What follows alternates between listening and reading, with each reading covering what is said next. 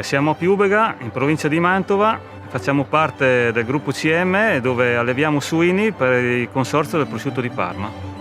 La nostra famiglia possiede e conduce questo allevamento dagli anni 70, quando mio padre insieme con i suoi fratelli hanno costruito i primi capannoni, e fin dall'inizio il benessere animale è sempre stata una priorità, convinti che questo portasse a una miglior qualità anche della carne.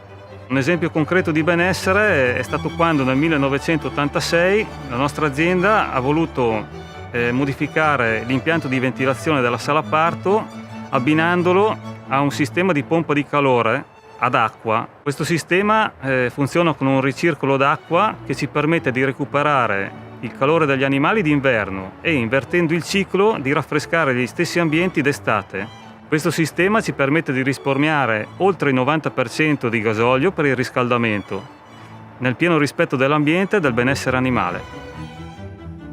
Da noi la pulizia è fondamentale, infatti con la banda a 5 settimane la sala parto viene completamente svuotata ogni 35 giorni, viene lavata e igienizzata, pronta per accogliere le nuove scrofe che devono partorire.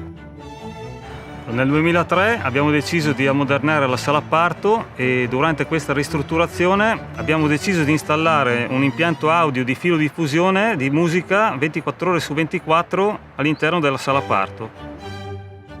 La zoosemiotica è una scienza che da anni studia il comportamento degli animali in correlazione alla musica. Nell'antichità questa scienza era stata applicata principalmente sui primati, sui cani e sui gatti. Successivamente, in tempi molto più recenti, è stata applicata negli allevamenti intensivi di vacche da latte e si è notato un notevole rilassamento delle stesse.